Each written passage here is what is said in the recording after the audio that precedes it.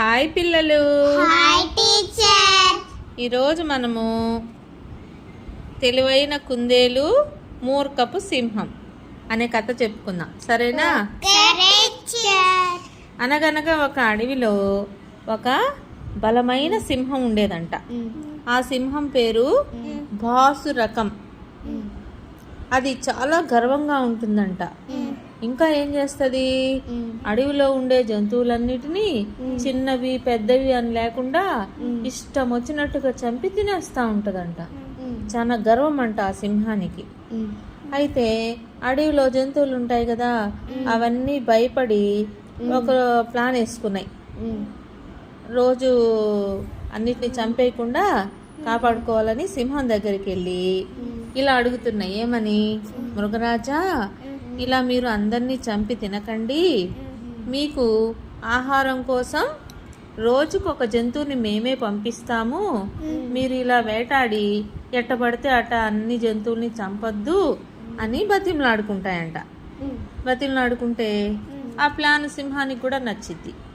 ఎందుకంటే అది చంపి తినాలంటే వేటాడాలి, వెనకబడి పరిగెత్తి చంపి తినాలి కదా.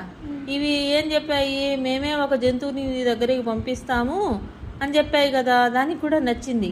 ఆహా, నేను కష్టపడకుండా నేను కూర్చున్న చోటికి ఆహారం వస్తుంది కదా అనుకొని సరే అట్లా అయితే అని ఆ ఒప్పందానికి ఒప్పుకుంది. ఎవరు? సింహం. ఇంకా ఆ ఒప్పందం ప్రకారమే రోజు అడవిలో జంతువులన్నీ ఎవరు వంతు వస్తే ఆ జంతువుని సింహం దగ్గరికి పంపించే తినడానికి. అట్లా జరిగిపోతా ఉందన్నమాట. ఒకరోజు కుందేలు వంతు వచ్చింది. ఎవరిని పంపించాలి? కుందేలుని సింహం దగ్గరికి పంపించాలి ఆహారం కోసం. ఆ కుందేలంట చాలా తెలివైందంట. ఏం చేసింది, ఎలాగైనా సరే ఈ సింహం నుంచి తప్పించుకోవాలి అని చెప్పి ఒక ఉపాయం ఆలోచించిందంట. ఆలోచించి చాలాసేపటికి నిదానంగా వెళ్ళింది సింహం దగ్గరికి. వెళ్ళేటప్పటికి సింహానికి ఆకలిస్తుంది కదా, బాగా కోపం కూడా ఉందంట. కుందేలు వెళ్ళడంతో సింహము కుందేలుని బాగా గర్జించిందంట, అరిచిందంట.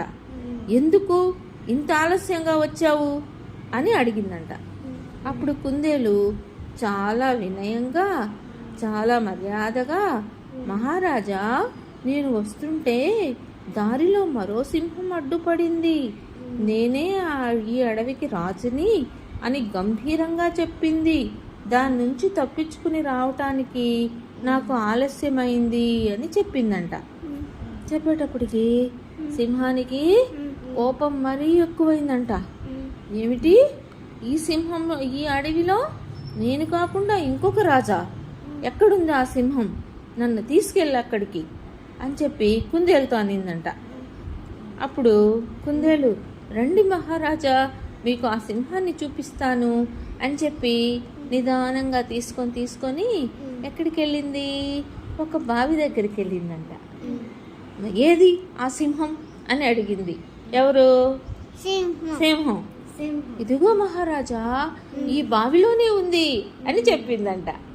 అప్పుడు ఆ సింహము, ఆ భాసురకం అనే సింహము బావిలోకి తొంగి చూసిందంట. బావిలో నిజంగా సింహం ఉందా? ఎవరు కనిపించారు? దానికి? అదే కనిపించింది. నీళ్ళల్లో చూస్తే మన మొహం మనకే కనిపిస్తుందా? అలాగా ఈ సింహానికి నీళ్ళల్లో దాని బొమ్మ దానికే కనిపించింది. దాన్ని చూసి ఇది మూర్ఖం సింహం కదా, ఓ ఈ సింహం ఈ నీళ్ళల్లో అడవిలో ఈ బావిలో దాక్కుందా, గుండు దీని పని చెప్తా అని చెప్పి గట్టిగా గేంకరిస్తూ గర్జించుకుంటూ ఎగిరి నీళ్ళలో దూకిందంట.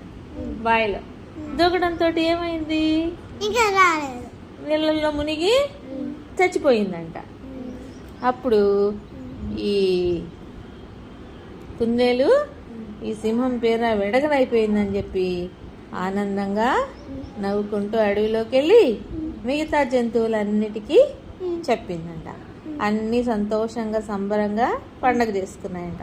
ఈ కథలో మీకు ఏం అర్థమైంది? బలం కంటే తెలివితేటలే ముఖ్యం కుందేలు ఆ, తెలివితేటలే ముఖ్యం. కుందేలు చిన్న జంతువు అయినా కూడా తెలివి ఉపయోగించి ఏం చేసింది, పెద్ద సింహాన్ని చంపేసింది. కాబట్టి బలం కంటే తెలివితేటలే ముఖ్యం.